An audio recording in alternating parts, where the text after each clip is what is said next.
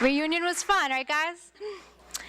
So I'm here to welcome you to the 4th Annual Rutgers University Alumni Association Alumni Leaders Council Annual Meeting.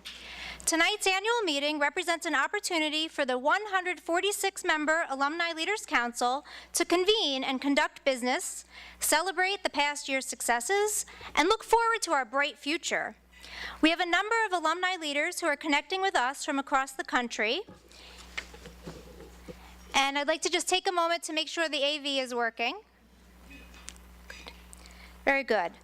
During the course of the evening, we'll review our annual report, give several of our key alumni volunteers an opportunity to reflect on the last year, review the positive impact we have had on our mission to advance Rutgers by engaging all alumni, network with each other, and announce the results of the election of the 2012-2013 RUAA Board of Directors. Before we get started with the business of our meeting, however, I would like to introduce a very special guest. Tonight we have the good fortune to be joined by a member of the university's senior administration who has a presentation for us on current capital projects underway at Rutgers, as well as a long-range view of future projects. Antonio Calcado is the Vice President for Facilities and Capital Planning at Rutgers. He is responsible for the stewardship of the university's physical properties, which hold a collective value in excess of $2.8 billion. He oversees a staff of more than 750 people who are spread across all 3 campuses and into outlying areas from High Point to Cape May. Tony will speak for about 15 to 20 minutes, and we'll have ample time for questions and answers at the end of his presentation. So ladies and gentlemen, please welcome Tony Calcado.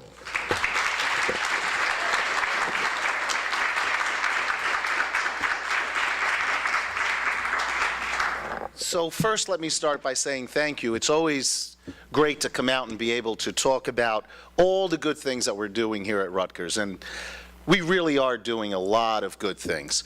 I think the best way to put that in perspective is to tell you that just over the course, of the last 7 years or so, we've invested in capital expenditures over $1.8 billion. That's billion with a B.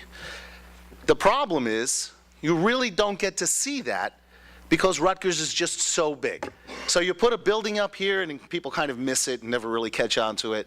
And you put a building up over there and people kind of miss it and don't really see it. And you put a building, out on Douglas and people say, oh, really, there's a new building out on Douglas? So the only time you really get to see that kind of expenditure is when we build a new campus, like at Livingston. And I'll talk a little bit about that as we go through the presentation today. So I want to give you a flavor for what's going on now, what we're envisioning, what'll open in September, because I think that's really important, and what'll open 2 and 3 years from now, because we're kind of that far out, without a doubt. So let me get started by giving you a little bit of a, let's see. Technology always gets us, doesn't it? So today, and I'll go through each one of these projects, some of them very briefly, just to give you a quick overview of what they are. Today, we're actually in the process of building about $600 million worth of construction. This does not include any of the infrastructure improvements that we do. It doesn't include deferred maintenance that we do.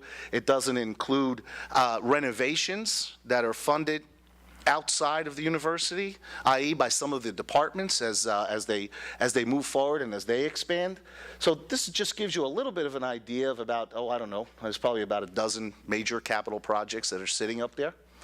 Let me get started with Livingston, because Livingston, and I think all of you know this, has undergone the biggest transformation of any campus, I think anywhere in New Jersey in such a small, short period of time. If we think about it, short 4 years ago, nothing had changed on Livingston. And today, everything has changed on Livingston. So just to give you an idea, here's the business school actually kind of coming out of the ground already. You can see it up in the left-hand corner. The business school will accommodate 3,200 students when it opens in September of 2013. It'll look like the picture up in the corner on the right side. And soon the steel will be completed. Just a short 2 months or so. And it'll be completely erected, and we'll start to close that building in for the winter so that we can start to do the finishes on the inside. Again, 3,200 students, all larger classrooms, No small classrooms. There's some small group instruction areas, but no 30 or 40-person classrooms. These are all lecture halls, 60 and bigger. Livingston Housing, 1,500 units. Or I should say beds, not units. 1,500 beds, all in apartment-style living, mostly four-bedroom apartments. They all have a kitchen, 2 bathrooms in the 4-bedroom. The bedrooms are singles, hardwood floors, well, faux hardwood floors, faux marble countertops, but stainless steel appliances. This will give you an idea. I used to have to bring a rendering. Today, I do not have to do that. This will open in September of this year.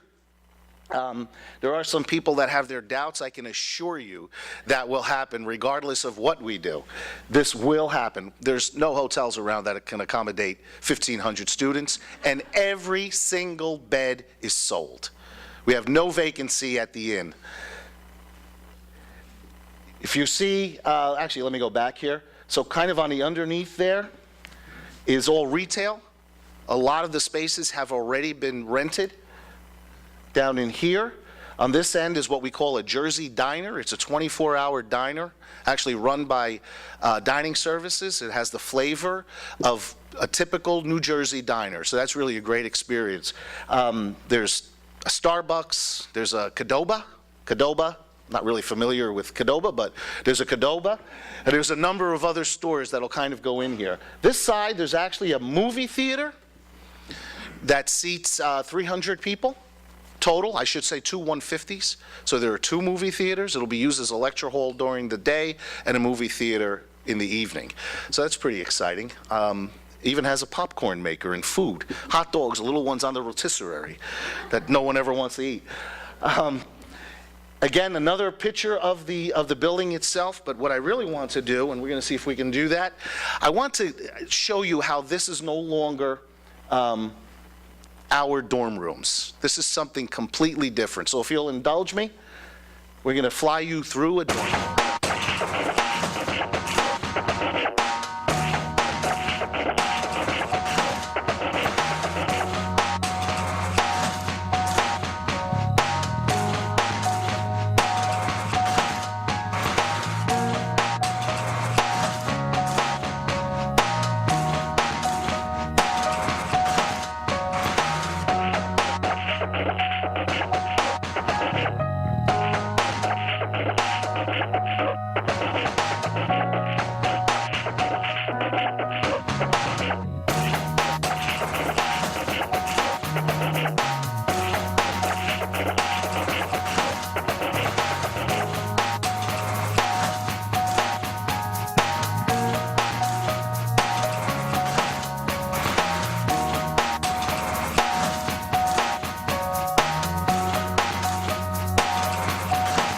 We don't supply the coffee makers.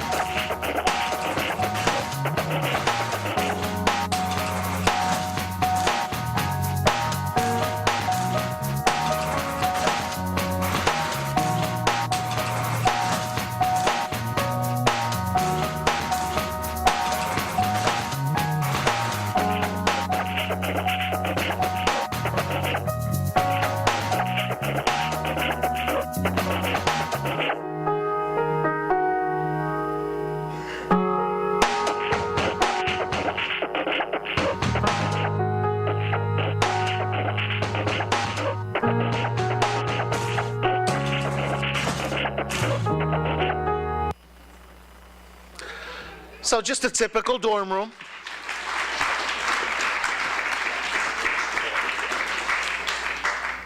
Just a typical dorm room. Marble kitchens, dishwashers, stoves, refrigerators, all in stainless steel. I will tell you, we do not supply the coffee makers or the toasters, so everybody has to bring their own. But after that, that's pretty much what you get. So this is why they sold out. Actually, there's 1,500 beds. We had 5,000 applications for them. So they sold out practically immediately. They were actually sold before they even really opened up. Solar canopy project, also something we're very, very proud of. Actually, this picture is not the best. Back here, they're already kind of in place. So these solar canopies, there's 40,000 of them on these structures that will cover all of the parking lots, basically, on the Livingston campus. It'll provide us with about 8 megawatts of electricity combined with what we already provide through solar power. Livingston's needs will be covered by about 63%. So we're very, very proud of that. That's, creating green electricity, not putting any waste into the atmosphere.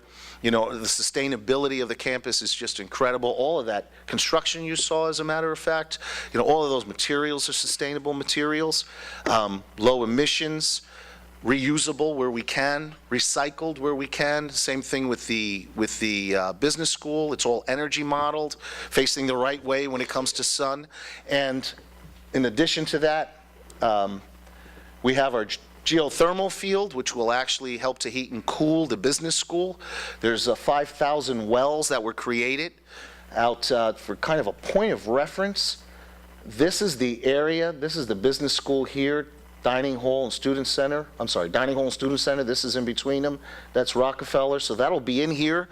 All of that will be landscaped as like a quad. It's just a beautiful area. It's all planted. I know that because of the money they charge to do it. I can assure you it's going to be beautiful. So we're excited about what we're doing by way of sustainability and greening on the Livingston campus and actually across the university, not just on the Livingston campus. I'll give you a little hint. Last year, we actually recycled 83% of our waste. That's a phenomenal number, 83% of our waste. Someday we hope to have zero waste. And you'll see that we do single stream recycling, which means that you can just about put anything you want into the recycling stream. It is later separated, because people say, oh, you can't. Well, something called a dirty Murphy that it goes on, cleans it up, opens it up, separates it, but that's not done here. It's actually done through our vendor. And we get credit for much of that. So we actually get a check at the end of the year for a couple of tens of thousands of dollars. Also on Livingston, Tillett Hall, classrooms. This is the old dining hall. This is what it'll look like when it's done. All of these really beautiful, technologically advanced classrooms. I believe there's about 3,400 or 500 seats that'll be created there. And that's an enormous amount of classroom seats. It really helps the university because of the shortage that we have. And this will be open for, again, fall of 2013, so next September. On College Avenue, you may have seen the building that's just about done. We own this piece here and all of this, which is the Rutgers University flagship bookstore. That's 42,000 square feet of bookstore, 3 stories. It is just beautiful. I was in it yesterday. They're fitting it out. It'll be open next month. We're in June. So August 1st, it actually opens for what they call a soft opening. And then, of course, when the semester opens, it'll be a full-blown opening. That store is just unbelievably beautiful. It is the anchor at the end of College Avenue there on Somerset. Direct connection right to the train station. There's a Starbucks cafe in the store. So you can go and have coffee, listen to poetry readings and all those good things that they do in bookstores. The whole bottom floor is textbook, university-oriented. There's a kiosk in it in case someone needs directions when they get to the university. They can stop there and pick those up. One of these floors is for the university press. They'll be relocating from the Livingston campus. For those of you that don't know the University Press, they are the publishers at the university. So they do quite a bit of publishing. You know, these are more scholarly type books, a little more difficult to get somebody like Scholastic to publish, but they do a great job. On College Avenue, much of this is done, you'll see, but we continue to do this.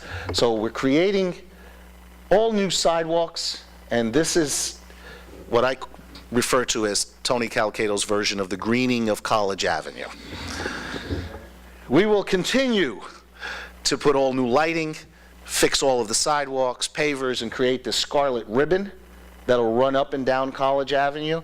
This summer, again, it's difficult because we can really only do these types of projects in the summer. You can imagine 2 years ago we shut down the front of this building, and it took us 3 full months to finish everything that was done out here and redo all of these sidewalks. So this is one of the busiest spots. This is, not one, this is the busiest spot in all of Rutgers University. That includes Camden and Newark and the outlying areas, everybody. Right here in front of this store, this building, I'm sorry, is the busiest spot on any given day during the week. So we just can't shut down College Avenue. It's really very difficult to do. So this year we'll be doing from Alexander Library towards Huntington Street. Next year we'll continue down College Avenue, and we will not rest until it is done in its entirety. This is over at Alexander Library. This actually opened, but I wanted to show this because this is a cafe that was created in the basement, bottom floor of Alexander Library. For those of you that are familiar with Alexander Library, it used to be the periodicals room. How things change, we no longer have a periodicals room. So I wanted to show you this because the coffee here is provided by a local company that imports the beans and grinds the coffee and does all of the things that coffee companies do. That's actually a Rutgers alum. So I thought it was pretty cool to give you an idea of what's going on over there.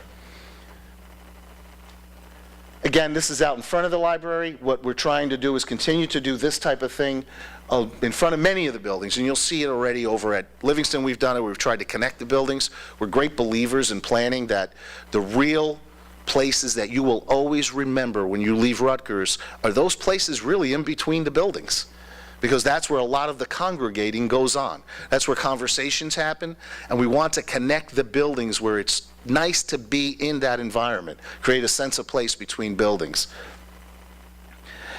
Over at the Cook campus, we are actively designing the Institute for Food, Nutrition, and Health. This is really what is transformational type of research. This is immediate research. There'll be a community clinic here. It's devoted towards obesity and cardio-inflammatory disease or heart disease, of course cancers. There's a community clinic. They do blood work here. They kind of analyze. It's all done almost at the same time. So when someone comes in from the community, they're able to service them and do research all through one sitting. And of course, there might be follow-ups, but it kind of happens all in one sitting. The nice part about this is we're going to add to the dining capacity of the Cook and Douglas campuses, because it's sorely needed over there at this point. So this will add to that dining capacity, and for those Douglas alum, we will be taking the health center out of Willits and putting it here. So it'll no longer be something that looks like a MASH unit over there. We're going to kind of bring it up to the 21st century and have real health services over at Cook and Douglas. On Douglas as well, Mason Gross, in addition to the Nicholas Music Center. This is a hall for choral performances. There's dance studios, practice rooms, there's offices for faculty and staff. We expect to have this again open for the fall of next year. Right now, what we have is a hole in the ground, but it'll look like that. Actually, there's foundation, so that's a good thing. Soon the steel will be going up, and before you know it, it'll look a heck of a lot better. In Newark, the graduate housing, which is 15 Washington Street, which was the old law school, way too long abandoned. This is a beautiful, beautiful, iconic building. It has not been in use since 2000. when the law school moved out. This will house, 350, I thought that was the number, graduate students through all the upper floors. The first, it's kind of like 2.5 floors because of the way it works out in that building. You come in on one floor, but if you go out the back, you kind of exit on a different floor. There'll be a lecture hall for about 450, right, people? Maybe a spirit shop or cafe or something along those lines. A couple of other uses as best as the campus can make or take advantage of. So we'll see how that works out. But this is really a nice project, and I'm really looking forward to this building coming back online. And this is the ultimate in sustainability, because when you can repurpose a building and reuse a building and not demolish a building, you've really come a long way. And over on down in the Camden campus, yes, the Camden campus. Yes, we work on the Camden campus. The Camden campus is one of my favorite campuses, and I've always said that. It is just, I don't know, it's got a charm to it that's second to none, including our campuses here in New Brunswick or even the North Campus. So Camden, we're putting up it's graduate student housing as well. Again, 350 rooms. Does not look too far from what you saw a little while ago for the Livingston housing. I mean, that's the way that housing is pretty much built today. Those types of amenities. We compete, we compete with what's going on around us. We compete with outside vendors who put up, or contractors or developers who put up housing for and targeted to students but not affiliated with the university. So we need to compete with that because we need to remain in that market. We do a better job because we offer residence life and we offer other amenities that a developer cannot offer, but we do need to offer those amenities within dorms and within housing that students look for. And today they look for a lot more amenities than anyone might ever have thought 20 years ago. So this is a great project. It will be open again for the fall of this year. So we are wrapping this one up, kind of finishing it off. The big red R is on the side of the building, I can tell you that. And we look forward to opening the building. It'll have some retail down below as well, right in here. That is now being fit out, and I think it's like a convenience store, last I heard, although I'm not 100% sure. And down in Atlantic Cape Community College, a joint venture. They had no resources to build a building and could not get the resources to build a building. We provide a lot of continuing education programs serving South Jersey. Yes, serving South Jersey. So what we did was said to them, look, we'll put the building up, we'll pay for it. We were paying rent to use their facilities. We're not going to pay you rent, we'll pay the utilities, and at the end of 50 years you can have the building. And so we've entered into this agreement, and this will be open for the fall of this semester, this year as well, serving the adult community in South Jersey. So that's what we look like. Those are the projects that we are currently actively working on. Those don't include, of course, those projects that we continue to plan for, those projects that we look to develop on all of the campuses. Facilities follows program, and program, of course, is created by the academic side of the house. So we create our master plans based upon the strategic plan of the university, and we try and serve that strategic plan as best we can. So we look forward to continuing that. I will give you a little bit of a heads up. Watch out for a major announcement on a huge development that will transform College Avenue June 20th. June 20th. I'll leave you with that intrigue. Major development. Transformational. Generationally transformational. That's big. So with that, I will take any and all questions. Feel free. Hang on, we'll get you right here. Dave, hold on. Say who you are and then your question. Dave Singer, president of the Cook Community Alumni Association. Are you involving students, say, in some of these plantings, or the landscape architecture department and their students and graduate students in some of these, so that they feel connected with a lot of these projects you're doing? Back on, the Cook campus is historically known for a lot of people. I was out there planting when the Newells were redone. I was out there on a Saturday morning planting the trees and the plants. Are students interacting in that way in a lot of these projects? Where we can. So I will be honest. Actually, we have 2 interns from Cook, the landscape architecture department, that work in my department now, or 2 or 3 actually, maybe. Where we can, we involve students. That's not always successful. They have a very short, and I say this with all due respect, having finally, I was telling Donna, gotten 3 of them out of my house. They have a very short shelf life, unfortunately, because, they're here 9 months and they're kind of gone. So when these process, planning of a project sometimes is a 3-year process. It's not short, and it takes a lot of effort to be able to include students. Even faculty sometimes are difficult to engage, so we try and get the deans to do that part of it. But where we can, we do, and I will tell you the biggest difference it's ever made was at Livingston. Because what happened at Livingston happened because of students, because students were tired of living that way with a campus that had not seen a change in 40 years. And so they made the difference at Livingston. So yes, where we can, we do. And I always welcome their input, and I sit with students all the time. And one of the things we do is go out and meet with student organizations all the time. Anyone else? Behind you. Nice to just say your name. Hi, my name is Stuart Nakbar. I graduated from here, I'm embarrassed to say now, 30 years ago.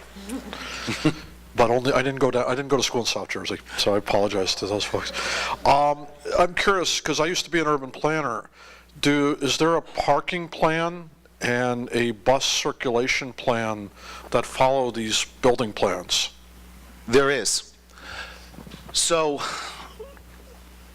we follow a policy here at the university that really, and I'll be honest with you, we tighten down, clamp down on parking because we want people to use mass transportation. We want them to get on buses and on trains and make their way to Rutgers in that format. Same thing, by the way, even at Newark, that's also an issue. I mean, that we try and push towards that because parking lots and parking decks are very expensive. Parking lots are pretty much a waste of space. They're placeholders for the university or for any entity, not just a university. So we really want people to use mass transit. Having said that, we recognize people don't always use mass transit, and we have to provide parking. So what we do is we have a master plan of actually periphery parking and bus loops that are one way with a series of strategically placed bus stops.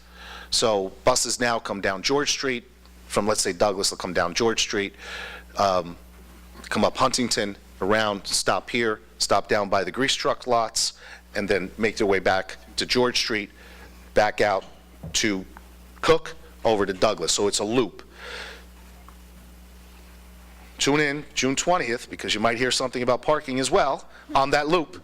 The Bush campus, we have the same type of loop, and the master plan calls for these transit centers where people would be picked up, literally, on the periphery of campus and then brought onto campus from these transit centers. So you come off of 18, or wherever you might be coming off of, and pull into one of these transit centers, which is a fancy name for a parking deck. You know, used is now pre-owned. Parking decks are now transit centers. So we do. John, just say your name. Hi, my name is John Otto Manelli from the Rutgers Club of North Jersey. And I have a question. Some years ago, maybe about 8 years ago, I remember seeing some plans to turn College Avenue into a pedestrian-only walk fare and remove all vehicular traffic there. Is that really feasible? Could that really be done? Ill-conceived plan. I had nothing to do with that.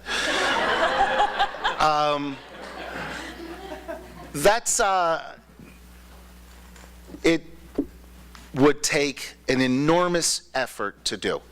So what we have done, there was a competition for College Avenue a number of years ago with some, great plans, no doubt, except that they would take $1 gazillion and be very difficult to do because someone tended to forget that we are in the middle of a city and we need more people's permission than just us. So it's not Livingston or Bush or even Cook or Douglas. This is a city urban campus. So what we have done is take elements of that and continue to push those forward, such as doing the sidewalks and redoing all of that. Our next step is to get parking off of College Avenue, which the mayor has agreed to do, but that'll be probably in conjunction with that June 20th announcement. So, which will help that, but it'll never be pedestrian only. We really can't do it. And honestly, it creates unnecessary traffic in the city because it pushes the buses off of College Ave. So George Street is okay. It's not a city type of street. People don't live on George Street. Even College Ave, people don't really live on College Ave. But, once you push into the 5th and 6th Ward, people live there. And pushing buses through there that's difficult to do. So it's probably not a great idea, number one. And number two, if you're here in the middle of the summer, there's no need. It's already a pedestrian walkway, so there's really no need to shut it down. So there'll be elements of that plan put in place, but not that plan in and of itself. Anyone else? Feel free. I get paid by the hour. I want to be here a long time. Name and then your question. Hi, I have a kind of a loaded question. Sure. Yeah, I'm Helen Perillo, currently the University College Rutgers New Brunswick Alumni Association. And, on a personal note, I'm concerned about what's going to happen maybe with our Camden campus. If something happens to our Camden campus, which we don't want to happen, we're putting a lot of money in down there. Will that construction stop, or will it continue to move forward? I can't speak for what may or may not happen. I can tell you that on my watch,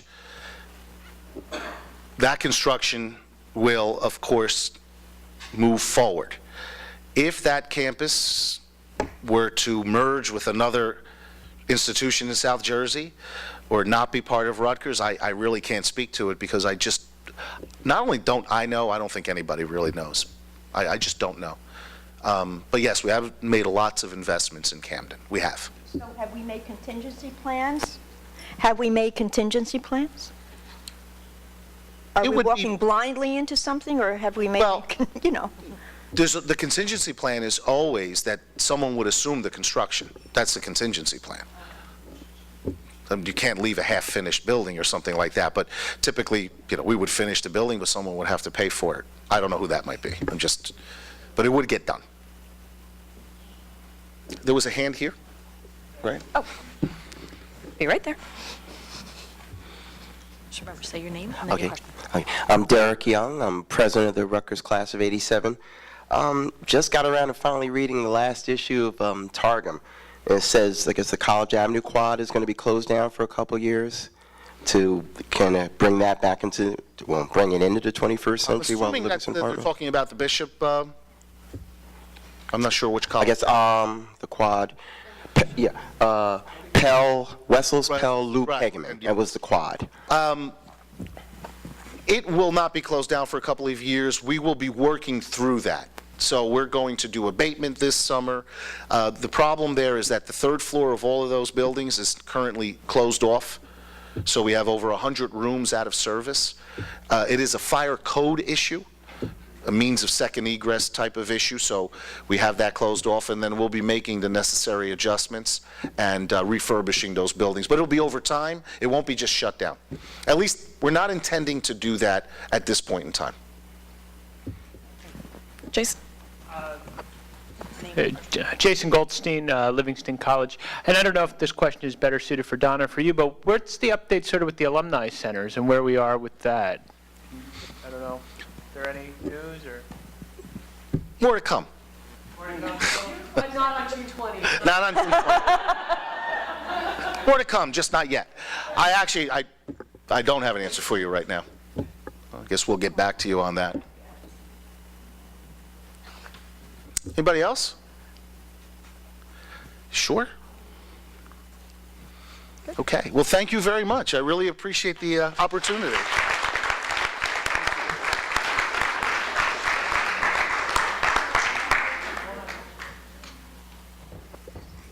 Thank you, Tony. We appreciate the time you spent with us tonight to tell us about the university's initiatives for the future physical plant. And this is really the kind of information that helps us all to be better advocates and ambassadors for Rutgers. It's really always good to know what's going on, and by a show of hands, who else wants to move back to campus? As we move into the business meeting, I'd like to take a few moments to introduce ourselves. I'll start by introducing our colleagues who are tuning onto the webcast, and then I'll move on to those who are in the room.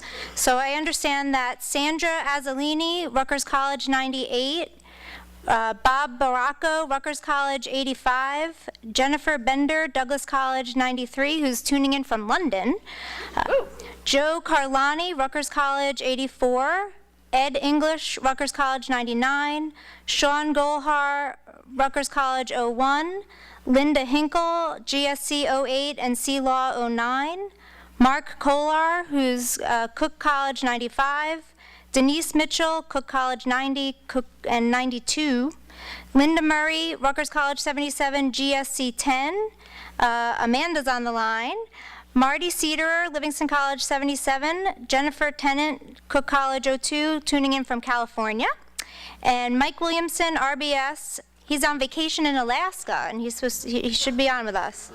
And Denise Mitchell, also Maryland. So we have some truly remote participants, and hopefully it's all going well on the webcast. If we could start, Jacob in the back, would you mind? You want me to bring? Jacob Alonso, University College 06, at large member. Good. Here. Helen, go ahead. If you would say your name, your college or school, and the name of your organization. Okay. Helen Perillo, University College, Rutgers, New Brunswick, Alumni Association, member at large. Elaine Shovlin, University College, New Brunswick Alumni Board, and member at large. Dave Mazzabini, Livingston College, 1990.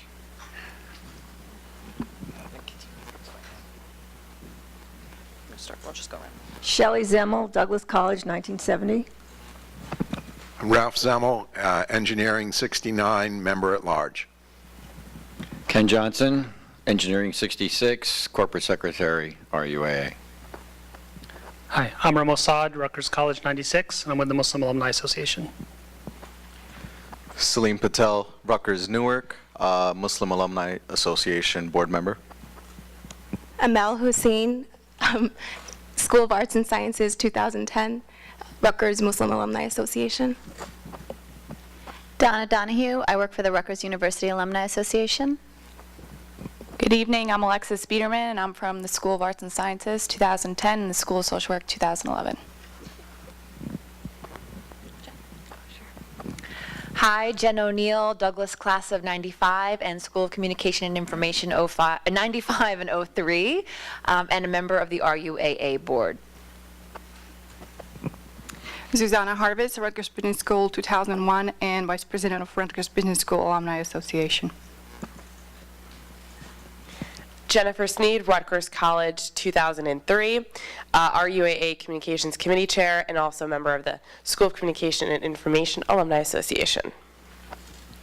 John Otto Manelli, Rutgers College 95, Blaustein School of Planning and Public Policy 95, and Graduate School Newark 2011, Rutgers Club of North Jersey. Ed English, Rutgers College 99, and president of the Rutgers Club of North Jersey.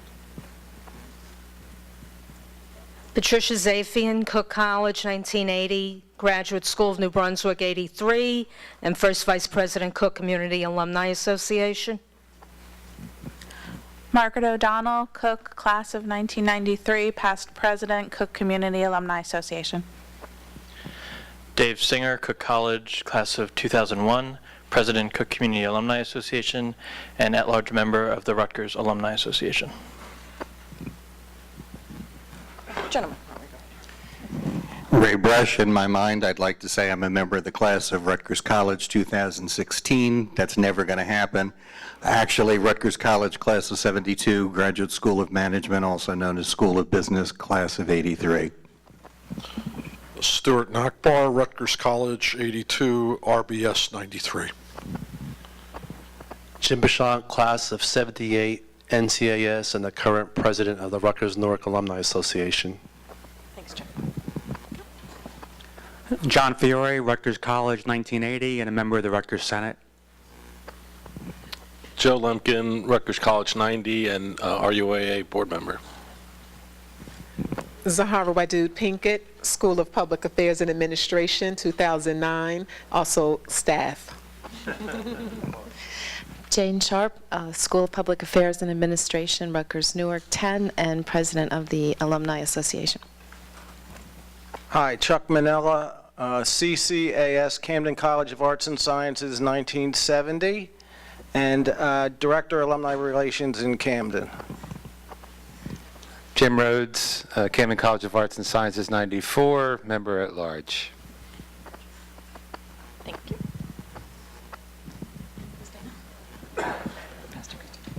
Dana Shapiro, staff, Alumni Relations. Christy Omelanik, Rutgers College class of 2000, and staff in Alumni Relations. Karen McGann, staff, Alumni Relations.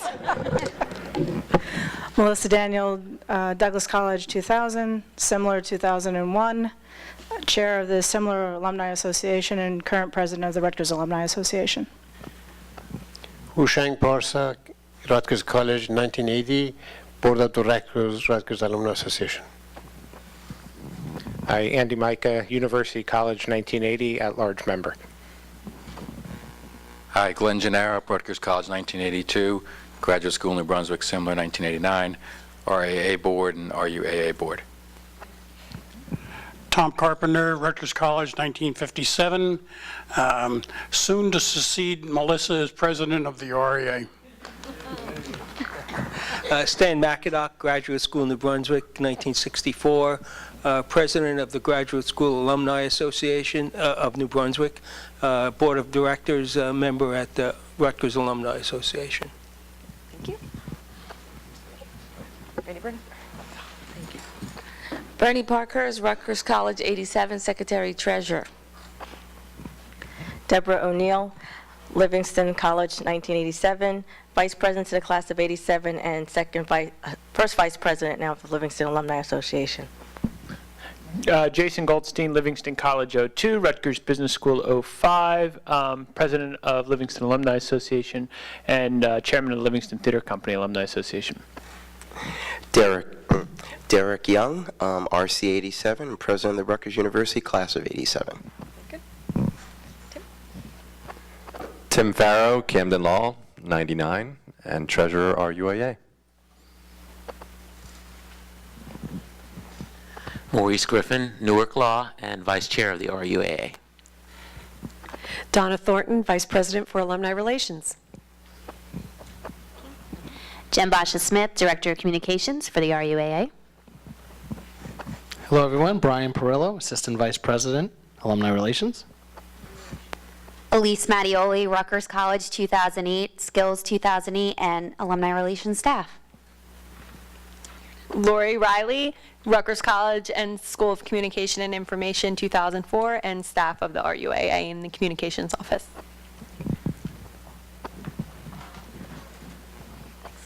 Hello. Yvette Martinez, Rutgers Business School and University College New Brunswick, 2003, and Director, Alumni Relations. And I'm Katie Riley, and staff RUAA. And our camera folks?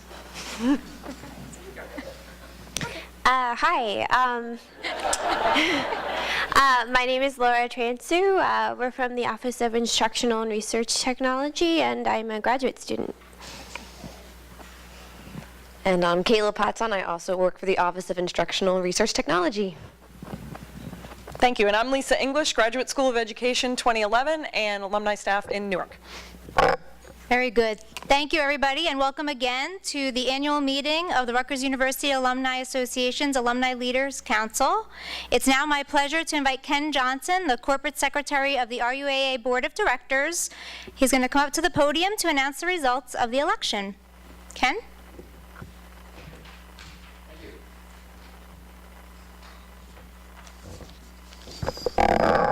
Thanks, Chris. In accordance with the Rutgers University Alumni Association's Constitution and bylaws, the board of the Rutgers University Alumni Association, the RUAA, determined that the nominees for the RUAA Board of Directors would be presented to the Alumni Leaders Council for ratification by electronic ballot by May 30th. So I hereby certify that the voting for nominees of the Board of Directors of the RUAA was conducted as determined by the board in accordance with the RUAA's Constitution and bylaws, and was presented for ratification by electronic ballot via yes or no vote as follows. The total number of ballots required to constitute a quorum was 30, which represents 20% of the membership of the Rutgers Alumni Leaders Council.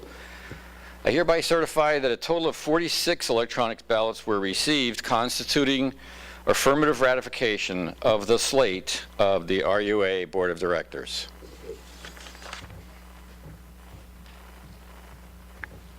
Thank you, Ken. I hereby declare that the following individuals have been elected to the 2012-2013 RUAA Board of Directors. They will assume 3-year terms as RUAA board members effective July 1. Bob Eichert, Rutgers College 78. Jennifer McLean Tennant, Cook College 02. Salim Patel, UNC 04. Jennifer Sneed, Rutgers College 03, Skills 03, and Daniel Swartley McCardle, CCAS 09 and GSC 12. Congratulations to the newly elected board members of the RUAA. And would you please stand to be recognized? Salim and Jen are in the room. If you would please stand to be recognized.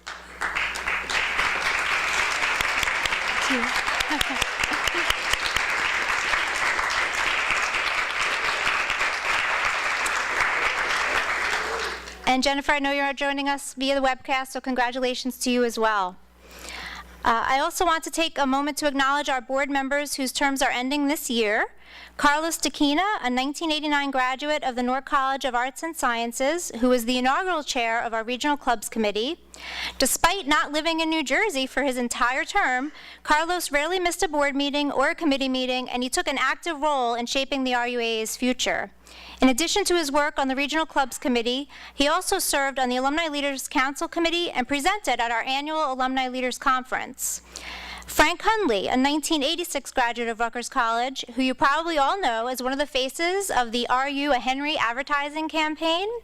Frank has been with us from the beginning, strongly representing our legacy alumni associations and also serving as an RUAA champion and a presenter at our Leaders Conference. Charles Ivory, a 1969 graduate of the Rutgers Camden College of Arts and Sciences. Charles embodies what loyalty and dedication to alma mater looks like. I'm looking for Charles. Charles has really led the fight for Rutgers Camden this year, and he's distinguished himself in so many other ways as well. Without Charles, we would not have launched our RUAA Day of Service, and we're really grateful for his service as past chair of both the nominations and volunteer engagement committees. Kate Sweeney, a 1979 graduate of Cook College, has served as chair of the Awards and Recognition Committee and the Nominations Committee during her tenure. And we know Kate as an avid supporter of Rutgers athletics, especially women's basketball. She's a mentor to students, and I want to thank her as well for her work with Biglotta organization and working with that group to encourage them to charter with the RUAA. Gloria Wormley, a 2004 graduate of University College New Brunswick, and she's probably one of our most outspoken and enthusiastic supporters. Gloria is one of the founders of the Rutgers Club of Lehigh Valley, and she brought her on-the-ground club experience to the board and to her tenure as chair of the Regional Clubs Committee. And she also played a significant role in the launch of the RUAA Day of Service, and she's presented her club success story at the Alumni Leaders Conference. So please join me in giving our most sincere thanks to our outgoing board members.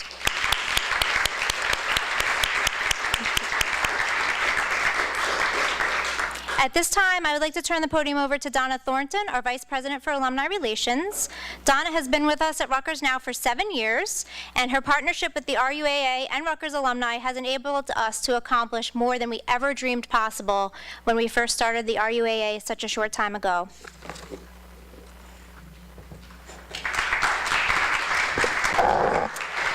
Thank you, Chris. And thanks everyone for being here this evening. This is a great opportunity for all of you to connect with each other and to connect with us as we celebrate a year of really great success for the RUAA. I'm going to begin, though, by acknowledging Chris Tiratilli in her first year as chair of the RUAA and the remarkable job she has done to continue to grow and champion this organization. We joke at Wynetts Hall that Chris must sleep there because we see her there all the time. And I walked into a vacant office one day, and she was sitting at a computer doing work. But that speaks to her dedication because she is a passionate leader and continues to her quest to lobby for alumni of Rutgers and for the best interests of the university. She represents all of us university-wide and does this with distinction. And as a member of the Presidential Search Committee, by participating with the Board of Overseers, and she attends countless high-level meetings and events. Chris, I could not be more proud to stand with you as your partner for Rutgers and its alumni. Thank you for your tireless dedication.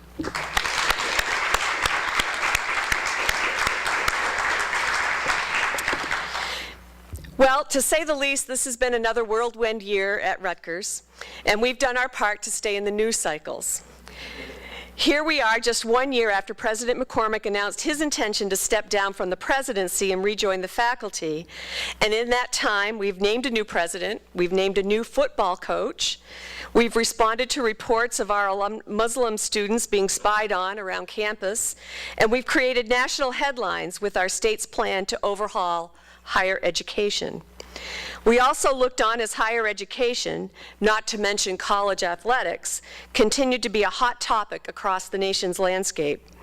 The news that came out of Penn State last fall and the continued discussion about the cost of higher education and the staggering amount of student loan debt in this country is something that alumni from Rutgers want to talk about. Through another year of headlines, one of our goals has been to keep you informed of Rutgers' positions on these many issues and how you could communicate these messages to your constituencies and to your next-door neighbors. You as alumni volunteers are the university's best ambassadors and resources, and we want you to be informed and provide you with the tools to keep you with the necessary information to make sure people understand the facts and understand what is going on with Rutgers University.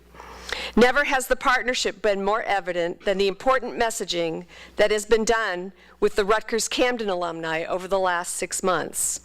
I am proud of the partnership that the Rutgers Camden Law Alumni Association and the Rutgers University Camden Alumni Association have formed to communicate with Camden alumni about the proposals to change higher education in New Jersey and specifically how it will impact the Camden campus. Proposals that really do mean drastic change for Rutgers University. The two alumni groups continue to work together to engage alumni and to keep them informed of the latest details in this unfolding process. The RUAA has been very supportive of their efforts, and we are proud to stand with them as they communicate to be the critical communications resource for the alumni associations in this very public debate. In fact, tonight we are preparing the next round of communications for distribution tomorrow on the latest that is happening with the university, with the reorganization or takeover. I am proud that we are ably representing the alumni constituency and that the alumni voice is present in the important ongoing discussions.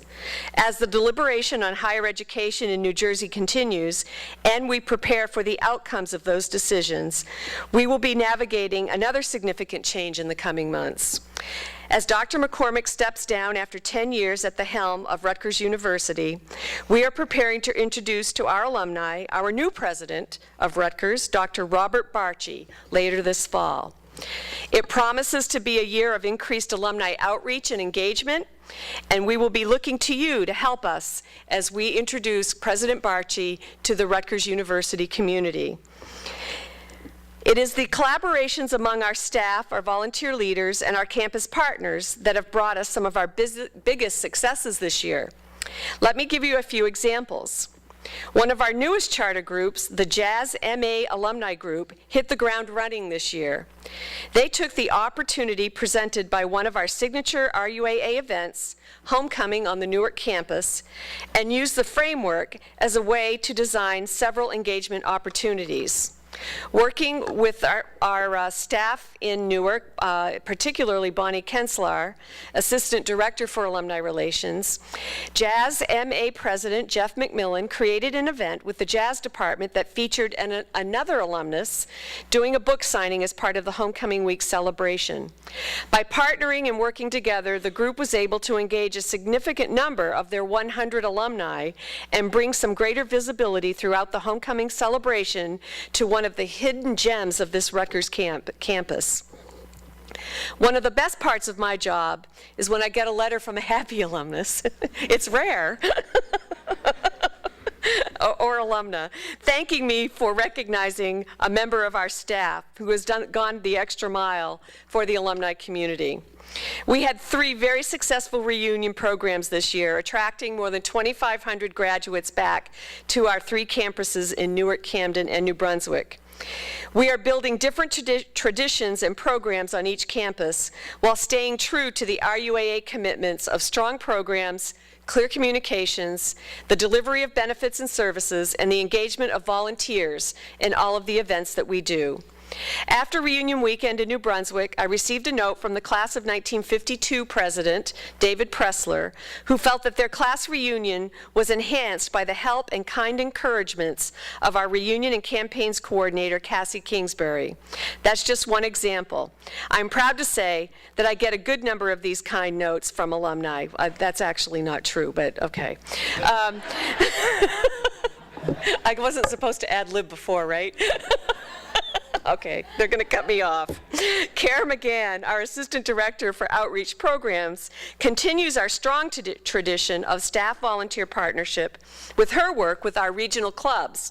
I'm proud of the energy and enthusiasm that continues to infuse the clubs, and as you will note in the annual report, you'll see a lot of new clubs this year, or new chartered organizations, and many of them are regional clubs, and that's a really important component of our outreach to alumni. More and more, the regional clubs are seeing the power of using our partnerships and office resources to help them fulfill their communications and programmatic goals. Here are just a few stats. 8 regional clubs participated in the Day of Service. 15 regional clubs hosted game watch parties as part of our Pinstripe Bowl outreach efforts. And right now, Kara is working with 11 of the clubs to promote and host summer send-off parties for our incoming freshmen. I don't want to give away a stat that I'll be bragging about next year, but we already know that that is a 300% increase from last year's send-off initiative. So we're really making a difference there. Our presence with our international alumni continues to grow and develop. Yvette Martinez, Senior Director of Alumni Relations, took the lead on these projects this year, partnering with the Office of International and Global Affairs to find ways to capitalize on faculty members who are already traveling to a specific area and organizing alumni events around those plans. Through collaborations with our clubs in South Asia and Shanghai, we were able to develop 2 successful trips last year for faculty and administrators and engage some of our alumni in those areas. I know Yvette and Kara have been looking at continuing that successful model this year with upcoming events in Taiwan and Rome, and if anyone's interested in attending those events, let me know. The Alumni Leaders Council, which is made up of you, the alumni leaders, is managed by the Leaders Council Committee of the RUAA and is chaired by Ken Johnson. Ken and his group meet monthly, have rigorous agendas, and their great success in finding and engaging alumni organizations has led to chartering 14 new groups this year. We keep finding niches in the Rutgers community, key areas where alumni want to engage with each other. And as long as we can keep finding them and identifying underserved populations, we will continue to help develop and charter these new groups. They are our lifeblood. These partnerships and programs move us in the direction set forth in our strategic plan, and it is within these partnerships that we will continue to advance Rutgers to even greater heights. I knew a year and a half ago when we adopted and published our strategic plan that it would be an ambitious undertaking, but I'm proud of the continued forward progress that we make together on our goals. I really do want to thank you all personally for all you do, the staff, the volunteers, and for making it such a fantastic year. This truly is a great university partnership, and we are a great university alumni association. I have had a lot to say about what our successes and challenges have been, and they've been many. In addition to the year in review items that you have in front of you as part of tonight's program, we also have a prepared short year in review presentation, a great multimedia mix, and a live presentation that will take us through the last 12 months of engaging alumni and advancing Rutgers. And since I'm singing the praises of our volunteers and staff this evening, let me give an enormous thanks to Katie Riley, who produced tonight's presentation, as well as Dana Shapiro, who spent hours and hours tracking down all of you to give us the facts and figures to make this presentation come together. Now Chris is going to come back and take us through this timeline and this success. And when you see your organization or see something that you think is really cool, please applaud and cheer, because this is what this tonight is all about.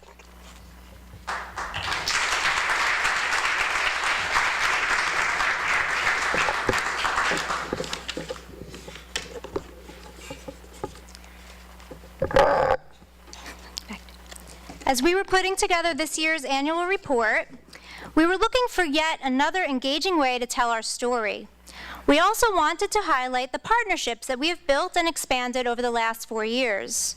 When the RUAA was created in 2008, we were challenged to excel in 4 key areas: programming, services, communication, and volunteerism.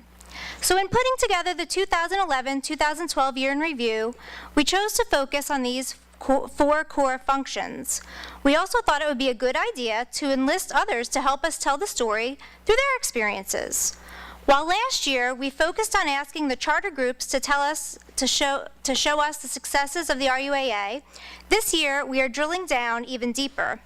We identified 4 individuals who represent the breadth and depth of the RUAA, and we asked them to speak with us about what their involvement in one of those 4 key areas has meant to them. Each member of our executive committee will be introducing a section of the presentation and will read a volunteer testimonial. These powerful words directly from our volunteers will be followed by a quick review of some of the year's highlights in those key areas. I hope you'll all feel as good as I do after watching this presentation. It truly shows the results of the time and energy that we are all putting into Rutgers and the RUAA. And of course, we'll have ample time for question and answer at the end of the presentation. To start us off, I would like to ask our Corporate Secretary, Ken Johnson, to join me and take us into our first segment. Ken? I brought my own because it has bigger font, and I can actually see it. I'm going to introduce the programming segment. A key way the RUAA engages alumni is through diverse programming. RUAA programming brings alumni together to celebrate their shared Rutgers roots, ultimately advancing the university by involving more passionate alumni in the life of the institution. So for our first testimonial, we'll hear from a longtime Rutgers volunteer, Reverend John Stevenson. John is a 1952 graduate of the College of Agriculture. He is He's perhaps best known for his leadership in organizing the annual reunion chapel service at Kirkpatrick Chapel. Originally started by the late Walter Seward, Rutgers College class of 1917, the chapel service has transformed into an interfaith program inviting alumni of all backgrounds to a service of thanksgiving and appreciation.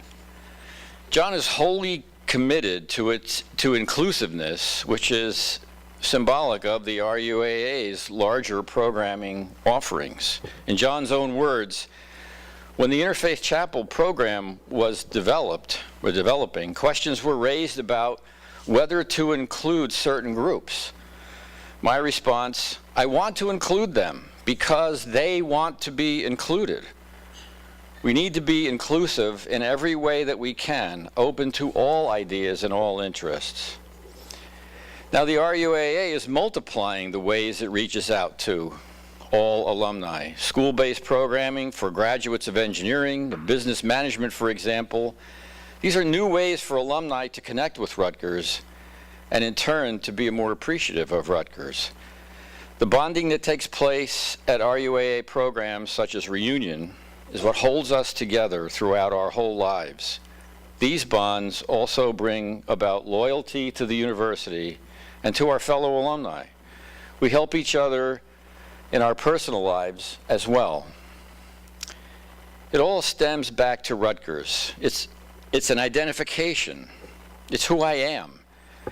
Whatever your last name may be or wherever you're from, you are a graduate of Rutgers. This university represents part of who we are.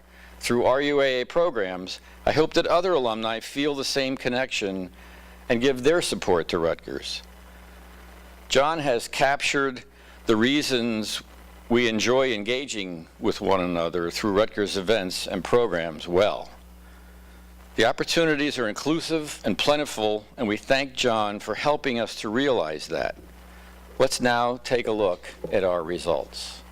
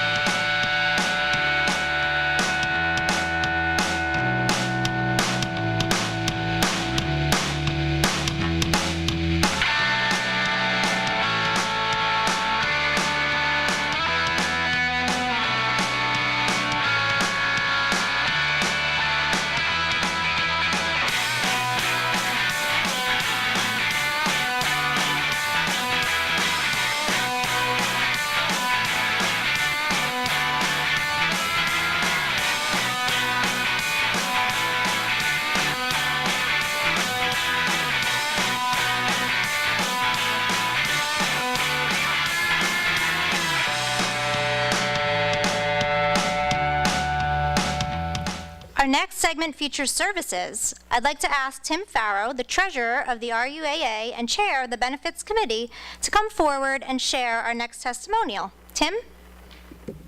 Services. Being a graduate of Rutgers University has its privileges.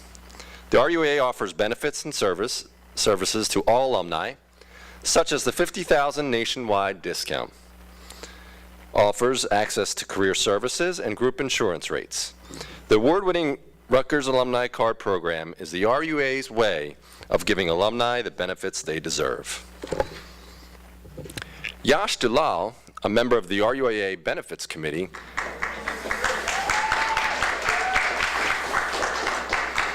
is very popular, apparently. can tell us exactly why such a program is important to our outreach. Yash graduated in 1992 from Livingston College, and he currently works in the personal finance industry. His clients have seen a lot of ups and downs during these tough economic times, and that is just one reason he takes pride in the benefits and services the RUAA offers to alumni. In more detail, Yash says, "I see it as a pay-it-forward type of system, where giving back is happening all around. Through the benefits program, the RUAA is helping the alumni who have shaped Rutgers. The alumni feel good about this. Then they pay it forward by helping the university and also other grads. Alumni loyalty increases when they recognize they are receiving a tangible benefit from the university, something that will help them in their own lives. They in turn will want to help Rutgers when times are good, offering much needed support. These loyal alumni also want to help others in the Rutgers community through networking or offering discounts themselves. We're building a culture of alumni helping other alumni. The ability to network with other graduates is a key benefit, a way to keep alumni connected to each other and to Rutgers. In the RUAA, we're looking to take that to the next level. I hope we can involve even more successful alumni as ambassadors to elevate the exposure of the RUAA and to create even greater awareness among all alumni. As Yash explains, something as simple as a Rutgers discount to a pro basketball game can create for alumni a very strong connection to their alma mater. Let's look at some of the highlights from the benefits program and the positive effects that are being felt university-wide.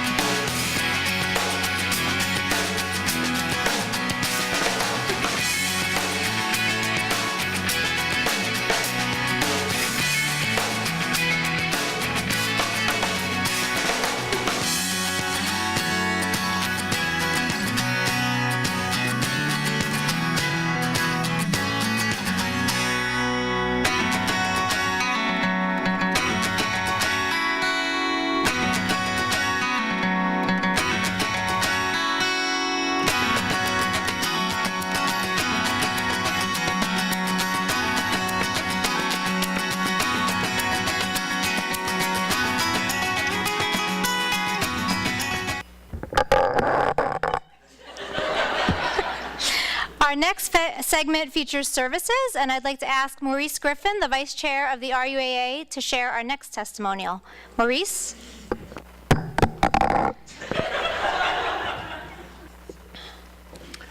Communications. Another of the RUAA's core functions ties together all of our engagement activities and initiatives. From print, electronics, and social media to relationships we build through interpersonal connections, the Rutgers University Alumni Association prides itself on its outreach to and among alumni. Up next, Susan Summers Kaczynski, a 1976 graduate of the Newark College of Arts and Sciences. She's a communications volunteer who serves as class correspondent and advisory board member of the Rutgers magazine. As well as an RNAA board member, she tells us how the RUAA's communications inspires her passion for Rutgers. In Susan's words, the most rewarding sense of communication I've had recently was speaking at graduation to students about their new role as alumni. It defies description. There is nothing like face-to-face communication, or in this case, face-to-crowd communications. I feel a personal warmth and a proud connection to our young grads, especially my NCAS children. The RUAA makes a special effort to open the communication lines with new alumni, and I'm proud to be a part of that important effort. And there's nothing more fun than receiving an email from a classmate sent to me from our class column in the magazine. I suspect that most alumni turn first to their class columns and see if they know anyone listed in that particular issue. Rutgers Magazine is one of the most viable tools to connect with our 405 graduates worldwide, and I find that Rutgers alumni, once approached, are open to bringing us up to date on their lives. I recently ran into a classmate this spring at a donor recognition dinner in Newark, someone whom I haven't seen in over 30 years. Not only did he give me some fodder for my class column, but also he gave me some background about his fraternal brothers, a story I plan to pitch to magazine staff. We are grateful to Susan for sharing her personal experience with us about how the RUAA's diverse communications leads to opportunities for greater alumni engagement. That is what it's all about. And now we have a chance to see some of the examples she's mentioned.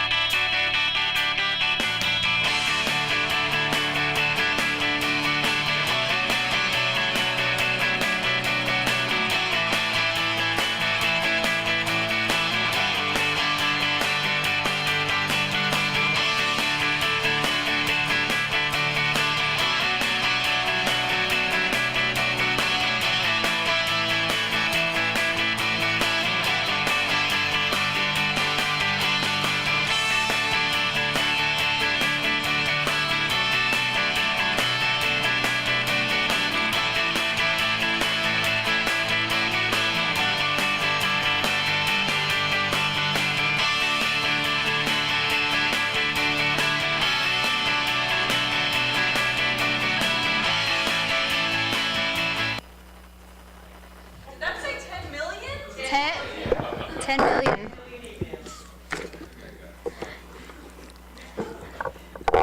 Volunteers are at the heart of the RUAA.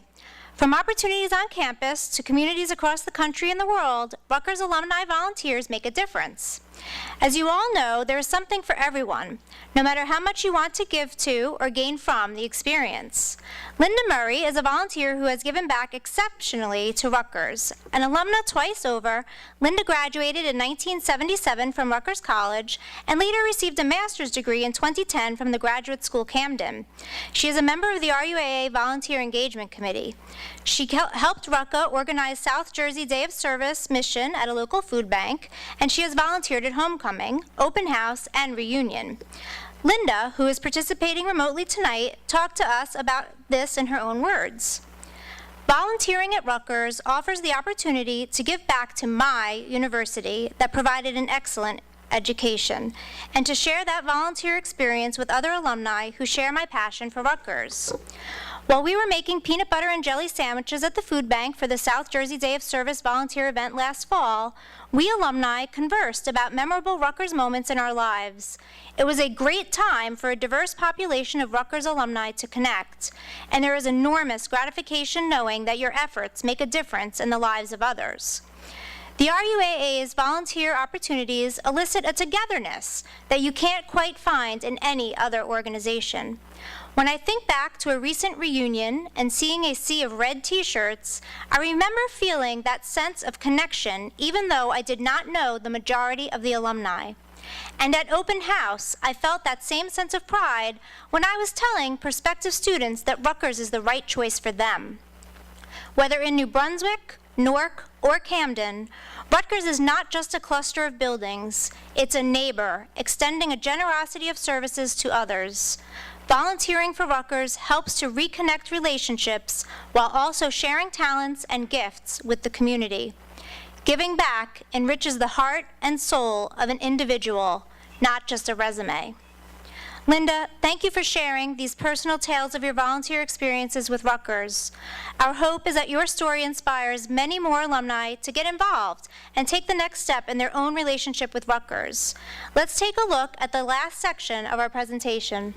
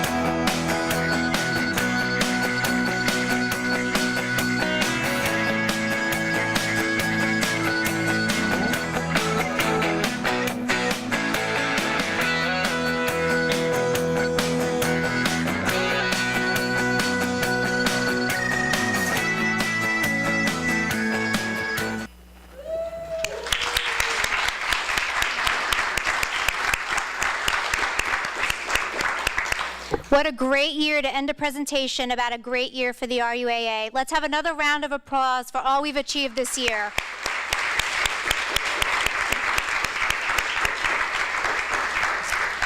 Each of you has my sincere gratitude for the time, effort, energy, and love that you each give to Rutgers.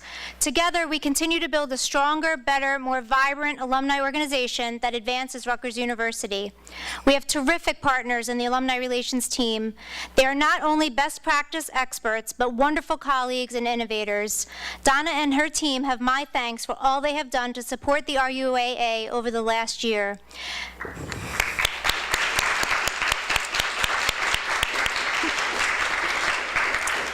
Thank you also to the RUAA Board of Directors and committee chairs and committee members who demonstrate their commitment to Rutgers with every meeting they attend or campus program where they so ably fulfill their roles as ambassadors and cheerleaders for Rutgers.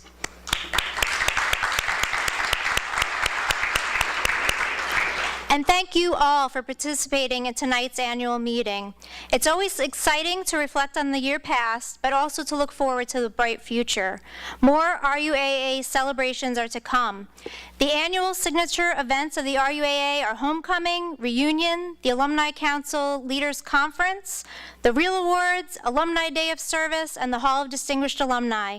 But check the alumni calendar often. There are so many wonderful RUAA events going on. See what the RUAA is doing, as well as your fellow chartered alumni organizations. Come celebrate Rutgers as often as you can. We are 400,000 alumni strong.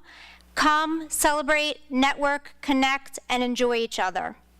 At this time, I'd like to open the floor for some question and answers. Anything that's on your mind about the RUAA or Rutgers, please feel free to speak up. Lisa has the microphone.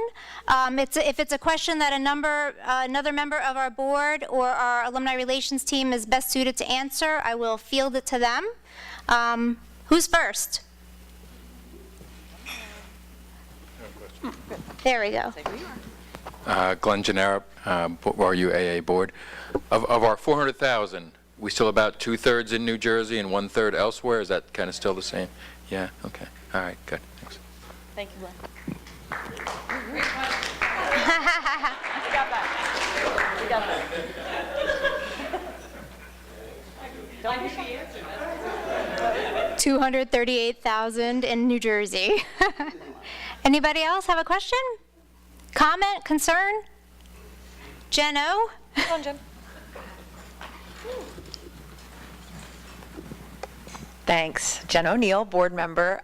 We often, with pride, cite that we have best practices coming out of our alumni relations department. So can you just shed a little light on it for us about how we compare to the institutions we might compare ourselves to of similar size or organization, and what does the best practice mean? Are we getting similar types of numbers and involvement, better numbers? Where are our areas of opportunity?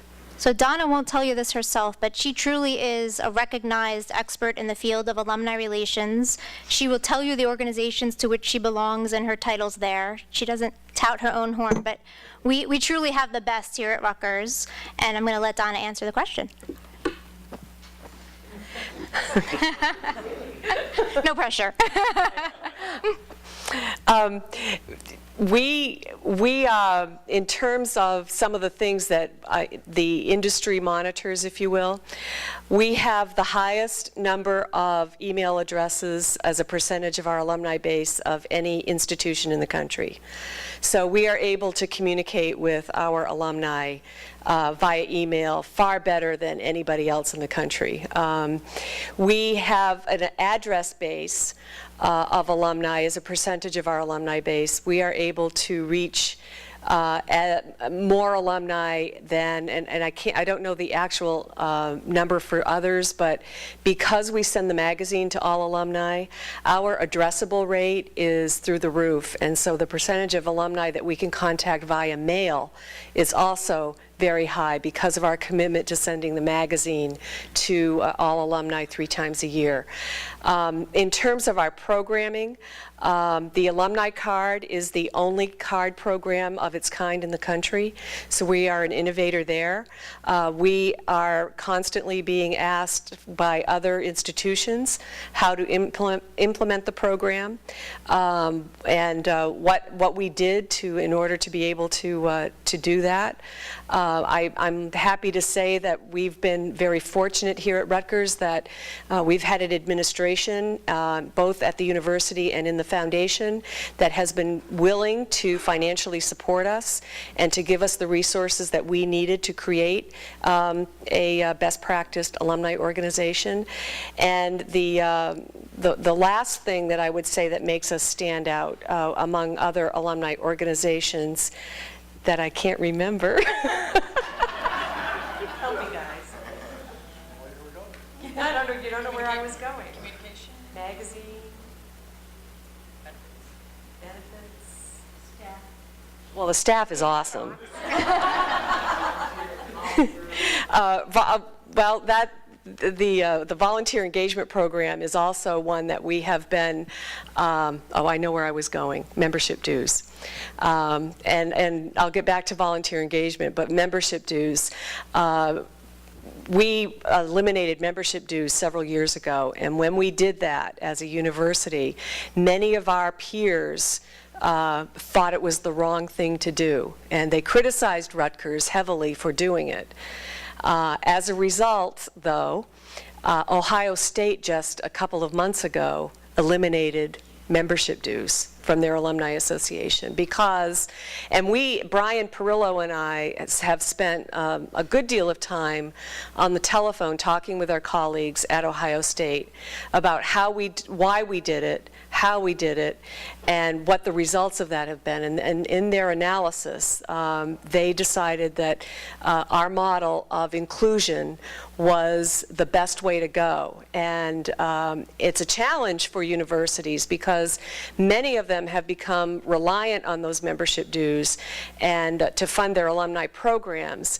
And so it's a shift in philosophy from the leadership of a university to say we should be funding alumni relations and not the alumni through their membership dues, because the alumni are members of our alumni community. We should have a commitment to them, and we should say, and it is our responsibility as an institution to say that these members of our family are as important to us as anybody else in the university community. So we are seeing lots of trends, especially in the membership dues area, where alumni dues are being eliminated or reduced or other kinds of programs. And that is probably the one topic that I consult free to a lot of other people on. And President McCormick has presented at some national organizations on that particular topic. Our volunteer engagement program, we are one of the few alumni relations programs in the country that has a staff dedicated to volunteer engagement and development, and that has also become something that we are being consulted with, especially on how we manage the Alumni Leaders Council and our chartered organizations. So I think we compare very, very well. A lot of my colleagues are from institutions that are steeped in tradition, and changing those traditions is very difficult. And so Rutgers should be very proud of how we've been able to not only affect change, but also keep many of the traditions and keep people involved as we've moved forward in this organization. So that's a tribute to you, and it's a tribute to the work of all the volunteers and everything that we've done. So. What organizations? Chris wants me to tell you what organizations I belong to.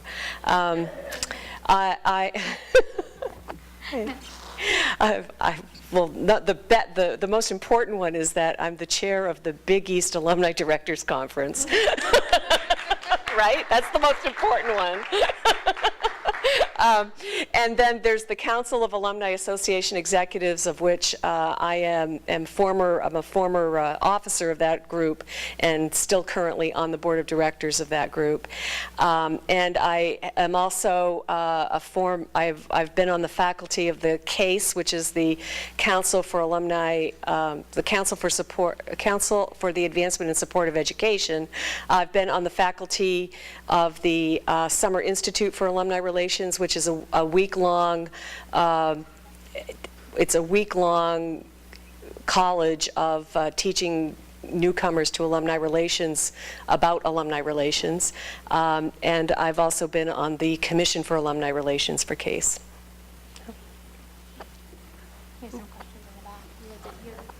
Thank you. Question? Thank you, Donna. Lisa's on her way. Mark. Good question, Jen. Hi, Margaret O'Donnell, Cook, class of 1993.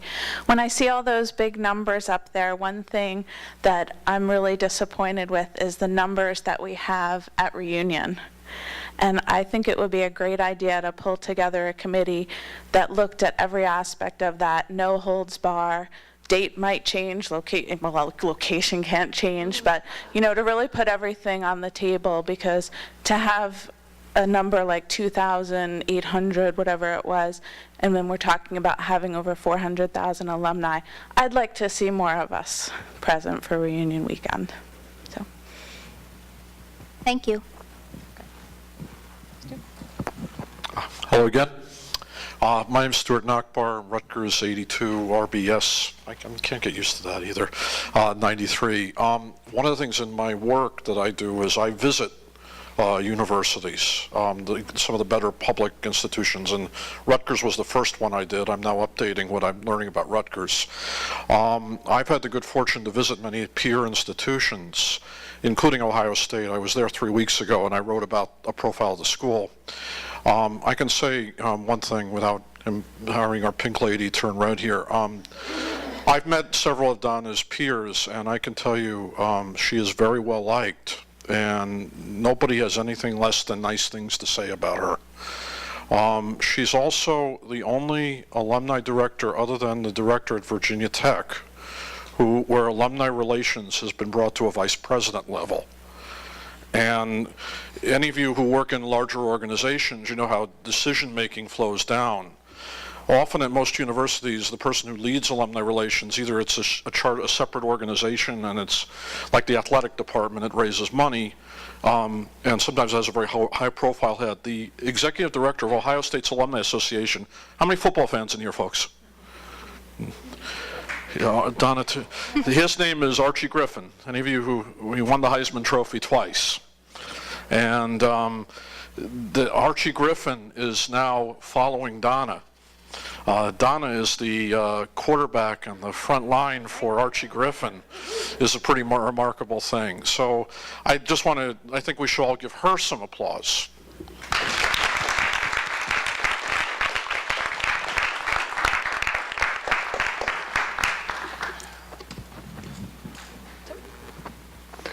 And some more happy stuff. Just to add on the communications spectrum in terms of the emails, the Camden issue that's been going on for the past almost 6 months, a little over 5 months at this point. We've talked about the communications that have gone out through our communications department in the RUAA. And as somebody who's been very involved in this fight, this process, I can tell you that the email capabilities that we have through the RUAA that we've never had before and through Alumni Relations Department has been critical in terms of the communications, not only to Camden alumni, but all the alumni population, in terms of getting them not only the communication, but mobilizing them sometimes at a very quick pace. And a very good example of that, and I don't believe I've actually shared this with anybody in the department, and it only happened this week, and I don't know if the department's even aware of this, but the communication that went out Tuesday morning, I believe it was, Tuesday afternoon maybe it was, regarding the meeting on Wednesday. It went out Monday, okay. regarding the meeting that was less than 2 days away, and reaching out to the Board of Governors and Board of Trustees was what the request was in this email. And the Chancellor, Ed Rentezelis of the Camden Law Alumni Association, asked in that email if they were going to email the board members, please CC him at an email that he had set up so that he would know if they reached out. And I believe the number was somewhere around 50. Within that span of only 2 days of people who wrote a formal email to the boards. And that's because of the capability we had to reach out to those alumni that fast. So I just really want to thank the department for what they've been able to do for us. Thanks, Tim.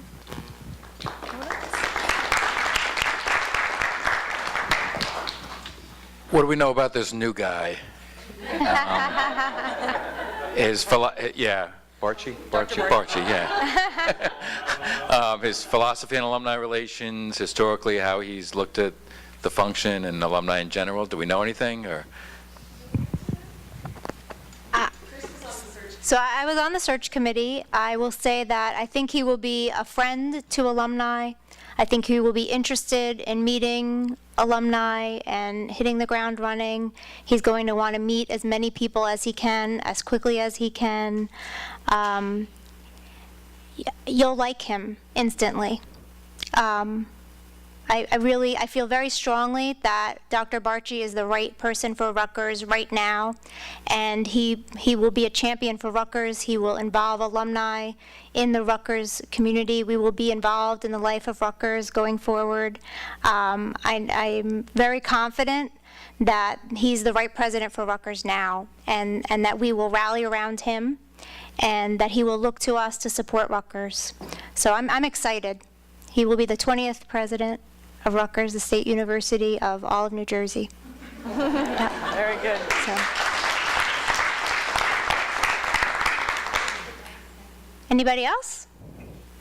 Okay, so seeing no further questions, I just want to say thank you again for being here this evening, and not only for tonight and participating with us, but for what all of you do all year long, enthusiastically for Rutgers and to engage alumni.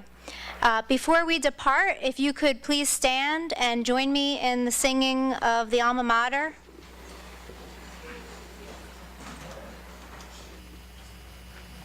My father sent me to old Rutgers and resolved that I should be a man.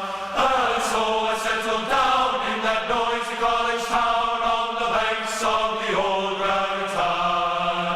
On the banks of the old Raritan, my friends, where old Rutgers evermore shall stand.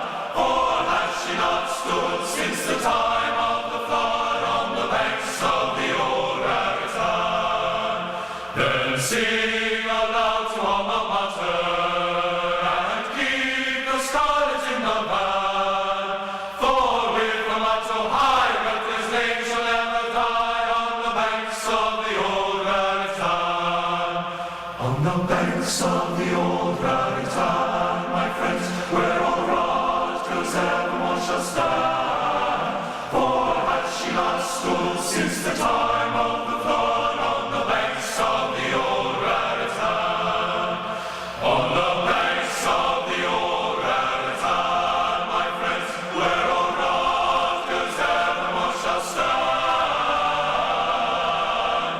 For has she not stood since the time of the flood on the banks of the old Raritan?